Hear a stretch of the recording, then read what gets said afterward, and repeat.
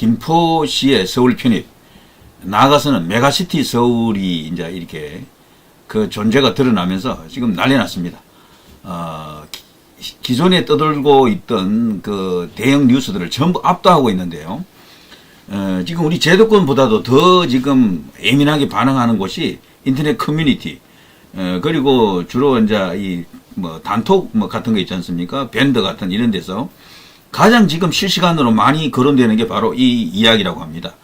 수도권 기준으로 이거 이상 가는 지금 대형 이슈가 없다라고 할 정도죠. 이게 터지면서요. 뭐 저들이 지금 그 이태원 할로윈 그 압사 사고로 인한 특별법을 갖고 밀어붙이려고 했던 그런 이슈들, 그 밖에 다른 정부 여당을 향해서 공격하려고 하던 카드들이 많았는데 다 죽어버렸어요. 이게 다 묻어버렸습니다. 그야말로 이 한 방으로 모든 걸 평정할 수도 있겠다 이런 수준입니다. 이게 왜 그런가 하면은 여기에 살지 않는 사람들은 이 실감이 좀 덜 날 수도 있겠는데 서울 인근에 사는 사람들에게는 이게 아주 기가 막힌 이야기입니다. 나도 서울 시민이 될 수 있다라는 것도 있지만 땅값이 올라갈 수 있다. 뭐 여러 가지 어떤 편리성이 이제 더해진다. 경제적 이익도 생긴다. 생활의 편익이 보장된다. 뭐 여러 가지 어떤 이유들이 있습니다. 그걸로 인해서 흔들리는 표심. 이 수도권은요, 10%만 왔다 갔다 해도 이게 결과는 엄청난 차이가 나거든요. 지금 더불어민주당 비상이 걸렸다고 합니다. 그야말로 언론에서도 이제 시작이에요. 이거는 총선 끝날 때까지 계속 이어질 이슈입니다. 이거는 그야말로 거대 이슈를 하나 잡은 거죠. 김기현 대표가 마침 강서구청장 선거 패배 이후에 정말 절치부심하고 있었죠. 굉장히 침체된 당의 분위기를 반전시킬 카드를 만지작거리고 있었던 거죠. 그걸 드디어 이제 뽑아 올린 겁니다.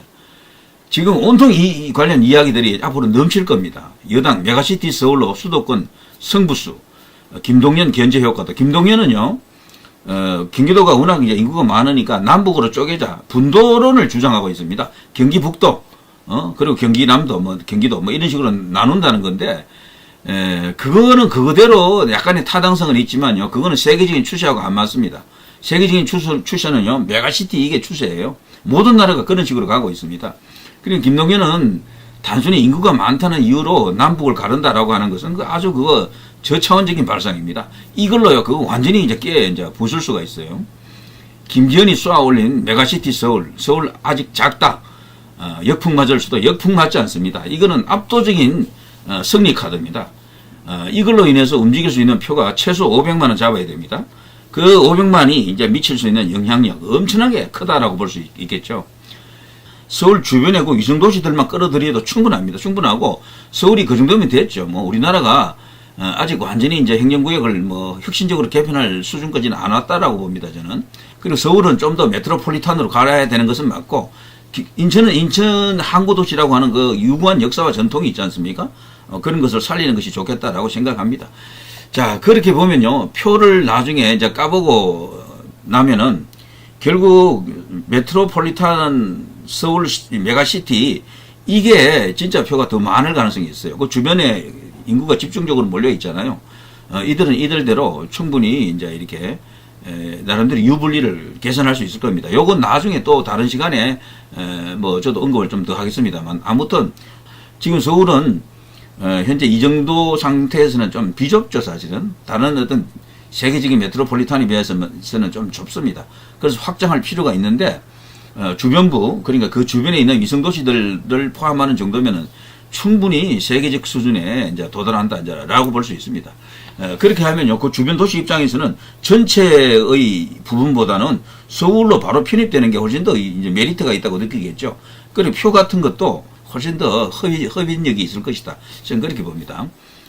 자, 수도권 총선 전략, 이제 공식화했다라고 하는 거죠. 이걸로 이제 선거 치러야 됩니다. 결과적으로. 정말 순식간에 여론 5% 올라가는 거, 이런 거 가능하다고 봐요. 지지율 5% 올라가고, 그냥 이게 표가 한쪽으로 쏠리는 것도 가능하다고 봅니다. 자, 60년 만에 서울 확장, 지방 메가시티 조성을 함께 추진을 뭐 쭉쭉 나옵니다. 엄청나게 많은 뉴스들이 나오고요. 가보지 않은 메가시티 서울, 엎어진 부울경 합병은 어땠나? 부울경 합병론도 옛날에 있었죠. 다른 건 몰라도요, 울산하고 부산, 창원 정도를 묶어가지고 정말 거대 메가시티 만드는 건 괜찮아요. 그러면 거기도 1,000만 넘는 인구가 되거든요. 잘하면은. 근데 그런 것도 충분히 이제 해볼만 합니다. 한데, 그래서 1,000만 도시를 만들어야 되죠. 그래서 이 우리나라의 거대 메가시티가, 수도권에 거기 한 명 있고, 저쪽에 이렇게 동남권에 그 하나의 메가시티가 있다 그러면은 국토 균형 발전에도 크게 도움이 되겠죠. 자, 아무튼 이게 청춘의 화두로 떠올랐다라는 것은 굉장히 호재입니다. 잘된 일이다. 이렇게 볼 수가 있습니다. 그런데 말이죠.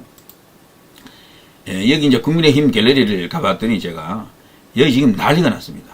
그건 다른 사람이 아닌 박수영 의원을 노래합니다, 지금. 김포시민 84% 서울 편입 찬성. 메가서울 설계자는 박수영 의원이었다. 덜덜덜. 박수영 의원 진짜 똑똑하구나. 윤 대통령 서민위원 예산 재배치에 탄핵이기 사라졌다. 자, 경기도 잘 알고 있는 박수영, 분도론대 메가시티론. 자, 이게 이제 김기현 입에서 나왔지만 실제 이것을 설계한 사람은 박수영 의원입니다. 박수영 의원이 얼마 전까지 여의도 연구 원장으로 있었죠. 그런데 얼마 전에 이제 임명직들 일괄 사퇴를 했잖아요. 그때 이제 사퇴를 했는데 좀 아깝습니다. 이 박수영 의원은 행정관료 출신이거든요. 그런데 일반적인 행정관료와 달리 굉장히 샤프합니다. 그리고 이제 그 여의도 연구원장 자리가 그 일종의 그 여론조사도 맞지만 싱크탱크거든요. 공약을 개발하고 핵심 정책을 개발하는 그런 곳인데 계속 있었어야 됐다라고 생각이 됩니다. 그만한 인물 찾기 힘들어요. 지금이라도 다시 박수영 의원을 여의도 연구원장에 다시 임명을 했으면 좋겠다라는 생각이 듭니다. 자, 이분이 말이죠. 초선 의원이긴 해도 정말 굉장한 분입니다. 지금 우파 이제 이 2030들이 모여 있는 그 인터넷 커뮤니티에 가면요. 미래의 잠재적 대권 주자로 이 사람을 뽑더라고요.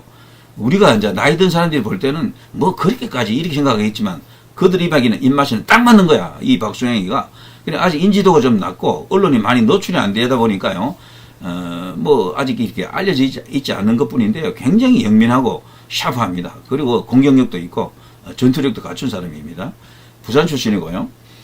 서울대 법대 나왔는데 이제 사법고시로 가지 않고 행정고시로 들어왔죠. 그래서 이제 공무원으로 쭉 이렇게 고위공무원까지 갔었죠. 국회의원 한 번 했고요. 그리고 또 이런 것도 있습니다. 여기 보면요. 네모가 아니고 노란색 요 색칠해 놓은 거 보면 알겠습니다만 경기도에서 일을 오래 했어요.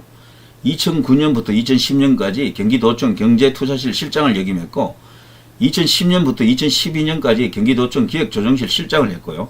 그러니까 수도권 상황을 너무도 잘 알고 있는 거죠. 그리고 2013년부터 2015년까지 경기도 행정 1부지사를 했습니다. 여기 이제 서열 이제 2위죠. 도지사 다음 바로 행정부지사가 서열이 2위입니다. 이거는요, 김문수 경기도지사, 그리고 남경필 경기도지사, 그때 걸쳐서 이렇게 있었습니다. 남경필의 그 경기도 전체를 하나로 묶는 그 공약은 아마 이 박수영 의원의 머리에서 나왔던 것으로 이제 봐야 될 겁니다. 박수영 의원이 원래 또 이런쪽으로 밝은 인물이고요. 그리고 이제 김문수 경기도지사와도 인연이 깊습니다. 그런 인물이다. 그리고 요 밑에 보면 아시겠습니다만 한반도 선진화재단 이사죠. 한반도 선진화재단 대표. 그러니까 이게 이제 이명박 대통령과도 관계가 있고, 그리고 뉴라이트다 이렇게 보면 되겠죠. 자, 이 박수영 의원이 최근에 자기가 이 관련된 글을 하나 올렸던데요. 페이스북.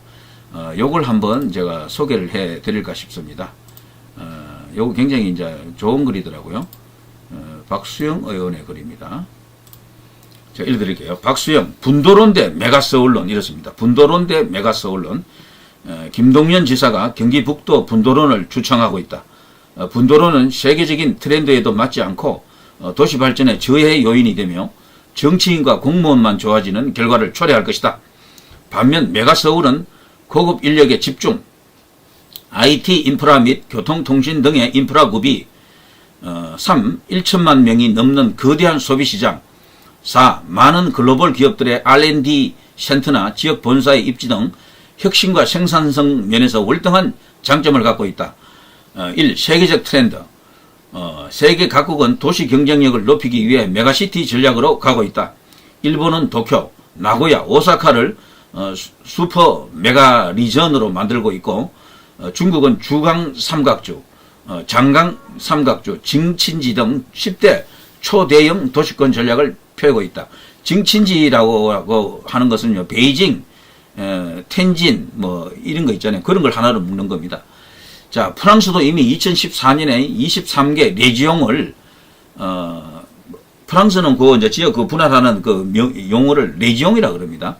23개 레지옹을 13개로 통합했고, 영국도 도시와 주변 농촌을 통합하는 시티 리전스 정책을 추진하고 있으며, 독일도 11개 광역도시권을 만들고 있다. 이렇게 되어 있고요. 그리고 두 번째, 작고 가난한 경기 북도를 신설. 경기도 한수 이북 11개 시군으로 경기 북도를 신설하면 면적은 제주도의 2.5배, 충남의 절반에 불과한 작은 도가 되고, 지금 경기도의 재정 자립도는 61.6%에 달하는데, 분도가 될 경우 경기 북도는 24%의 낮은 재정 자립도를 가진 도로 전락하게 될 것이다. 24% 정도 재정 자립도면요, 일반적으로 시골에 있는 그 기초자치단체 그 재정 자립도하고 비슷한 수준이 됩니다. 경기도는 무늬만 수도권인 거죠. 그렇게 되면은 그 북도는 말이죠.